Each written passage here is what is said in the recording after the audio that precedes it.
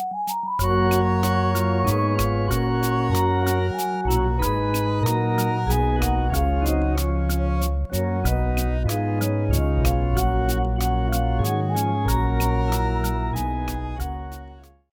mtazamaji wa televisheni Tumaini letu ni Yesu Kristo. Nikukaribisha katika kipindi hiki tukiwa katika maombolezo ya mpendwa wetu Baba Mwazama Polycarp Kardinali Pengo kuitwa na Mungu, ambapo kanisa zima limezizima na dunia kwa ujumla. Tunakutana hapa kwa ajili ya kufanya mahojiano mafupi, mazungumzo mafupi, tukipitia au tukiangalia au tukiangazia aliyotenda Baba Mwazama, lipi la kumwenzi na tufanye nini ili tuweze kufuata nyayo zake na tuweze kuzingatia yale mafundisho aliyotuachia ili hatimaye wote tuweze kufika mbinguni. Tumekuja hapa katika parokia ya Manzese kwa Baba Paroko Padre Benedict Joseph Shah. Nikukaribishe uwe nasi tangu mwanzo hadi tamati tuweze kuona kwa pamoja ili sisi tuweze kujifunza sawa na yale aliyotufundisha.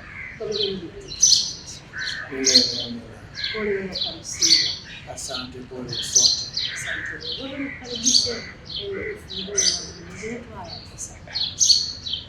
Kwa jina la Baba na la Mwana na la Roho Mtakatifu. Amen. Tusali kama Bwana alivyofundisha kusali. Baba yetu uliye mbinguni, jina lako litukuzwe, ufalme wako ufike, utakalo lifanyike duniani kama mbinguni. Utupe leo mkate wetu wa kila siku, utusamehe makosa yetu kama tunavyowasamehe na sisi waliotukosea, usitutie katika kishawishi, lakini utuokoe maovuni. Amina. Raha ya milele umpe Bwana, na mwanga wa milele umwangazie. Apumzike kwa amani. Amen. Kwa jina la Baba na Mwana na Roho Mtakatifu. Amen. Ndio Benedict. Ni katika maisha yangu nimekufahamu, umekuwa muda mrefu, miaka mingi ukifanya kazi na Baba na kuika kabla. Unauzungumziaje msiba wake? Ninauzungumzia kama pigo, lakini pia kama funzo. Pigo katika maana ya kuondokewa na mtu ambaye bado jamii, kanisa bado tunahitaji mawazo yake, mchango wake katika kanisa. Lakini kama funzo kwamba Mungu ametupatia zawadi ya maisha yake kwetu, na hasa jimbo kuu Dar es Salaam, mchango wake kwa maendeleo ya kiroho na kimwili.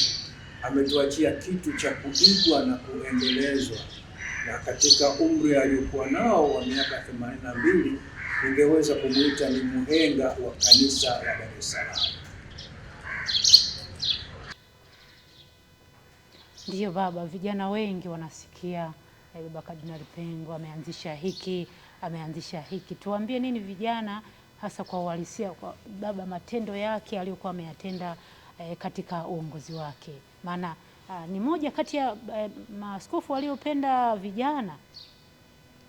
Ni kweli aliwapenda watu wote wa rika zote. Yeye kwa vijana alikuwa vijana, kwa watoto alikuwa mtoto, kwa wazee alikuwa mzee.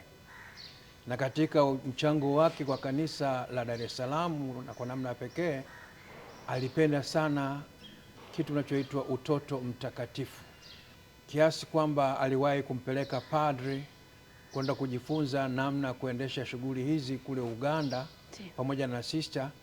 Padri huyu ambaye sasa leo ni askofu wa jimbo la Mpanda alikwenda kujifunza namna kuendesha shughuli za utoto mtakatifu, kwa nia ya kwamba ukiwekeza kwenye watoto mambo ya imani, unajenga msingi wa kanisa la baadaye lililo jema, lililo zuri, linaloweza kueneza Injili. Na ndio maana ile kauli yao wanajiita sisi ni wamisionari. Na kwa upande wenu nyinyi mapade wa jimbo la Dar es Salaam, kwa upande wa Dar es Salaam alieneza sana wazo la kanisa kujitegemeza. Ndio ile tegemeza jimbo. Tegemeza jimbo. Okay. Katika kutegemeza alianzisha wazo la pia kuendeleza na kuipanua seminari ya Visiga.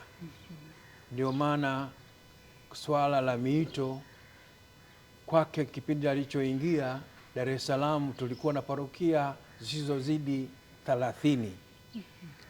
Hivyo akawekeza katika swala la kuimarisha idadi ya waseminari kuingia, vijana kuingia seminari, na wengi wakafaulu. Tukapata miito ambayo ilipanuka kidogo, kwa sababu kabla yake jimbo kuu Dar es Salaam tulikuwa tunapata mapadri kwa ile unaita uzazi wa mpango. Kila baada ya miaka 5 unapata padri mmoja wawili, zaidi mmoja. Lakini alipoingia yeye mwaka 90, alipokuwa kama askofu mkuu mwandamizi, alikazania sana swala la miito. Na mwaka 92 aliposhika jimbo rasmi, akawekeza kwenye kuhimiza na kuimarisha vijana, akiwa kama ni mlezi ambaye ashakuwa gambera wa seminari. Na ndio maana utaona mwaka 92 tulipata mapadri wawili, mwaka 93 hatukupata padri, mwaka 94 tukapata padri mmoja, mwaka 95 tukapata mapadri 6. Na hapo idadi ya mapadri ikaanza kuongezeka katika jimbo letu. Hakuishia tu kuongeza idadi ya mapadri, lakini pia aliweka azma kwamba ifikapo mwaka 2000 walau jimbo kuu Dar es Salaam tuwe na parokia 100. Na zaidi sana akawekeza umisionari parokia za pembezoni, ambazo unakuta parokia moja ina vigango 30, 40 zaidi. Hizo parokia akajaribu kuziwekea utaratibu, wakaanzisha kitu kinachoitwa tegemeza jimbo. Katika tegemeza jimbo akaziweke pia parokia ambazo zilizo mjini zenye uwezo, zikawa zinasaidia kule parokia za pembezoni katika kuimarisha shughuli za uchungaji. Kwa hiyo tegemeza jimbo ilianzishwa kwa ajili pia ya kueneza Injili, lakini pia kufanya shughuli za uchungaji, jimbo kuu liwe na parokia za kutosha na umisionari uweze kufanyika kwa njia mjini. Lakini kitu kikubwa ambacho nitamkumbuka katika ujana, yeye aliweka wazo katika mapadri wa seminari wakubwa kwamba jione fahari kuwa padri wa Dar es Salaam. Jivunie kuwa padri wa Dar es Salaam. Na yeye akasema, ninajivunia kwamba Dar es Salaam ndio nyumbani kwangu. Akatuwekea hata na utaratibu mapadri wakati ule miaka ya mwanzoni kwamba huhitaji kuomba likizo kwenda mkoani ulikozaliwa. Nyumbani kwako Dar es Salaam. Kwa hiyo likizo yako utakwenda parokia ya Kibiti, utakwenda parokia ya Mafia, ndio nyumbani kwako. Sio Uchagani, sio Usukumani, wala sio Uhayani ulikozaliwa, bali nyumbani kwako Dar es Salaam. Wazo hilo alisisitiza sana, na ndiyo maana utakuta kwamba alitoa hata utashi wake, uradhi wake kwamba hata nikifa nizikwe Dar es Salaam, ndio nyumbani kwangu. Hilo pia ni fundisho kubwa ambalo wametuachia kwamba jione fahari nyumbani kwako. Na kuna usemi wa Kiingereza, I and my home are one. Na hilo alisisitiza sana hata katika miito na katika utumishi. Na kwa namna moja nyingine ambayo alinifundisha na anatufundisha kanisa ni kwamba Wakristo wanaotoka mikoa mbalimbali wasaidie, waeneze, waimarishe parokia wanazopata huduma siko walikozaliwa. Katika maana ya kwamba nimezaliwa Kilimanjaro, basi nifikirie kusaidia na kueneza parokia Kilimanjaro. Lakini parokia inayopata huduma ni Dar es Salaam, nitoe kidogo tu. Hapana, kwamba Dar es Salaam ndiko nyumbani kwako, zaka yako, michango yako, shughuli nyingine ni Dar es Salaam ulipo. Na kwa njia hii wazo la Tegemeza Jimbo mnaweza kuona ni namna gani limeweza kufaulu. Ni funzo kubwa sana, na hata majimbo mengine wameiga kutoka kwake. Kabisa kabisa, tunaona baba. Na upande nafikiri hata wazo hili la WAWATA baba atakuwa alianzisha baba Kardinali WAWATA. Ndiyo, wazo la kutegemeza seminari ya Visiga alilitoa yeye, katika maana ya kwamba katika miito unahitaji watu wa kuwaombea, watu wa kuombea wa seminari. Akaweka kitu kinachoitwa, baadaye ilianzishwa, inaitwa JUWAMA, Jumuiya ya Wazazi na Walezi wa Seminari. Lakini awali wazo lake lilikuwa ni kwamba akina mama wanaposali wachukue padri mmoja, mseminari mmoja, wamuombee katika safari yake ya wito. Safari yake akiwa, manake kupata upadri si kwamba umeshafika, bado unasafiri katika upadri wako. Kwa hiyo upate mtu wa kukuombea, na hiyo akatumia mfano ule wa akina mama wale waliokwenda, mama yule Salome aliombea watoto wake kwa Yesu. Nataka mtoto wangu mmoja akae kushoto na mwingine akae kulia. Akasema, akina mama muwaombee kwa Yesu watoto wenu. Watoto wenu ni nani? Ni wa seminari, mapadri wa kesho. Ndio hapo kina mama WAWATA wakachukua wazo hilo la kuwaombea na kuwategemeza wa seminari. Seminari ya Visiga ikategemezwa na WAWATA. Lakini pia shirika la jimbo dada wadogo akaipa jukumu UWAKA, kwamba na nyinyi kina mama wanategemeza wa seminari watoto wa kiume, nyinyi UWAKA mtegemeze wa masista watoto wa kike, ili na wao katika safari ya mito uwe kama Mtakatifu Yosefu aliyetunza familia takatifu. UWAKA kwa maana hiyo kwamba ametufundisha kutegemezana, kwamba safari peke yako huwezi kufika. Tusaidiane kwa maombi, kwa msaada tunaoweza ili tuweze kufika. Ndio.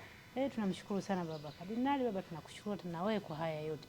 Lakini baba, unakumbuka baba amefanya vitu vingi sana, vyote hatuwezi kuvimention. Hivyo unaweza kukumbuka hiyo, kwa mfano kama hiyo wazo la kuanzisha Tegemeza Jimbo, UWAKA, watoto wa nini, watoto mtakatifu, na alipotoa wazo la kuchimba kaburi, kuzikwa Pugu, ili wazo baba mlilipokeaje ninyi kama? Mimi nalipokea kama funzo kwamba una uhakika na leo, jana ni historia, kesho ni majaliwa. Umejiwekaje mikononi mwa Mungu?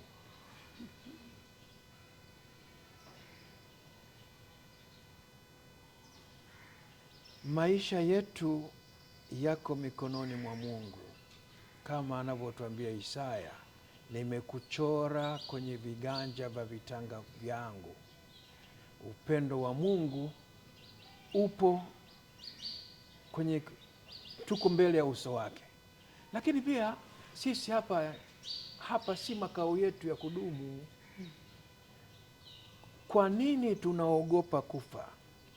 Tunaogopa kufa kwa sababu hatujaweka vizuri mahesabu ya maisha yetu.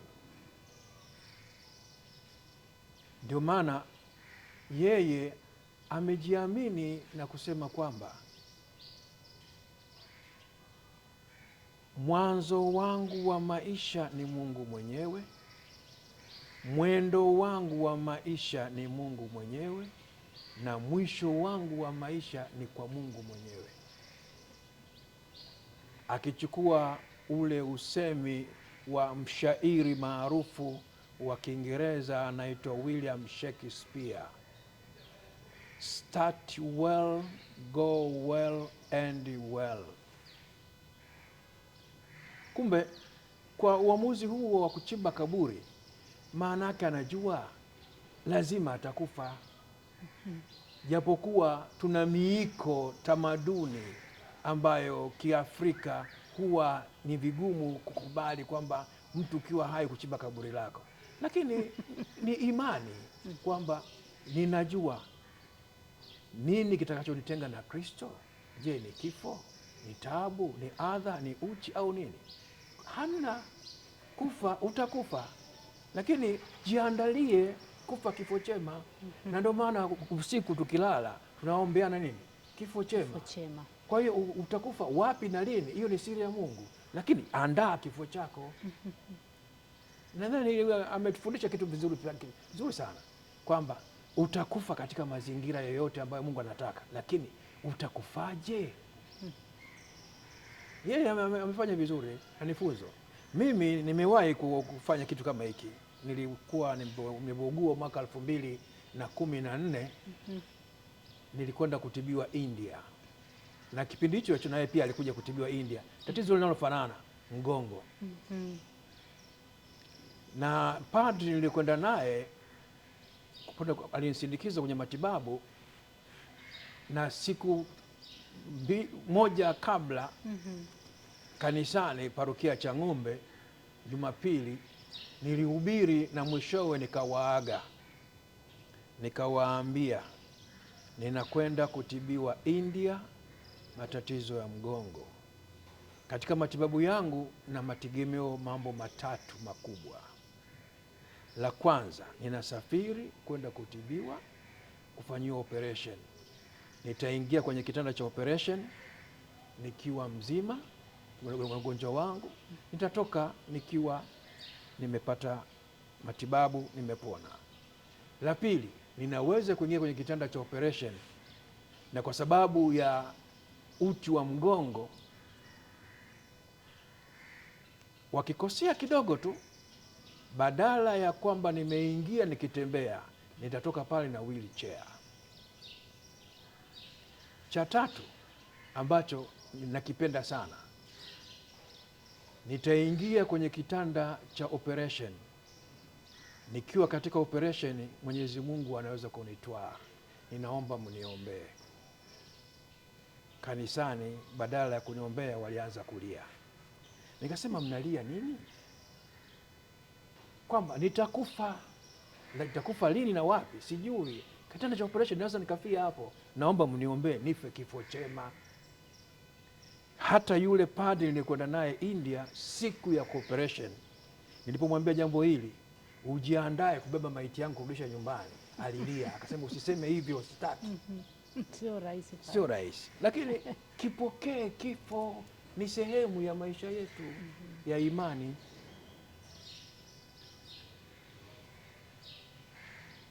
Ni kweli baba. Basi baba, katika haya yote baba, Kardinali Polycarp Pengo amefanya mambo mengi sana. Baba, kabla tujahitimisha, unadhani kwamba ni ili tuweze kumuenzi, lipi la kufanya ili kusudi kwa ajili ya kumwenzi? Tufanye nini ili tuweze kumwenzi katika yale yote ambayo ameyafanya baba yetu? Kama padri, askofu, kardinali katika uongozi wake, yale yote aliyofanya, aliyotenda, kitu cha kumwenzi ni yale mema yote aliyotufundisha kuyaweka kwenye matendo. Huwezi ukasema utamlipa, lakini zaidi sana ile bidii yake ya kusali. Tujifunze kutoka kwake kuwa mtu wa sala.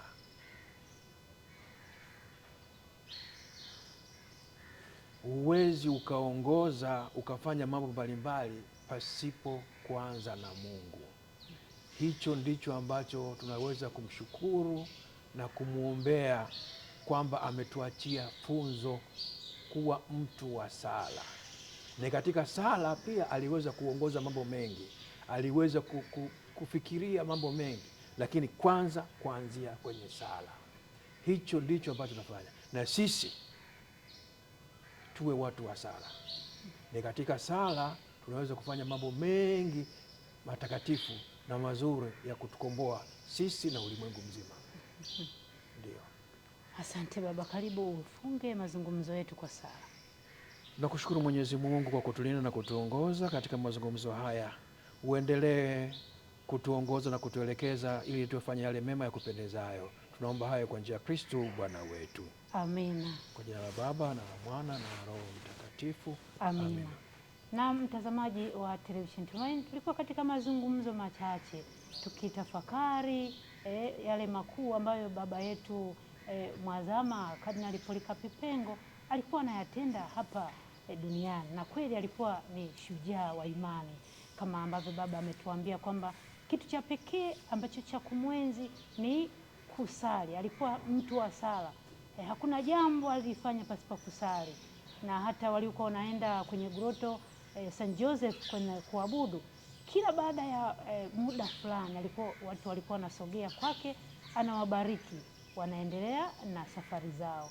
Kwa hiyo sala ni kitu muhimu sana kitakachoweza kutuwezesha kuweza kufanya mambo yetu vizuri. Na nakumbuka Baba Benedict Shayo ametueleza hapa kwamba baba alikuwa anasema kwamba Baba Mhazama alizoea kusema, kuambia mapadri, ujisikie kwamba uko nyumbani. Na sisi pia katika familia zetu, kama watu wa familia, watu wa ndoa, tengenezeni hapo nyumbani, familia yenu iwe ni nyumbani, ujisikie kuwa nyumbani. Kadhalika watawa na mapadri. Nikushukuru sana kwa kuwa nami tangu mwanzo hadi tamati. Shukrani kwako kaka zetu mlioko nyuma ya kamera, Simon Peter pamoja Selina Matuja pamoja na Franki. Tunawashukuru sana kwa ajili ya kututengenezea mambo vizuri. Asante sana Father Benedict Shayo, paroko wa parokia ya Manzese. Mimi ni Sister Savina Makonde. Tuendelee kumwombea baba yetu, tuendelee kuomboleza katika sala. Mpaka wakati mwingine, tumsifu Yesu Kristo. Milele amina.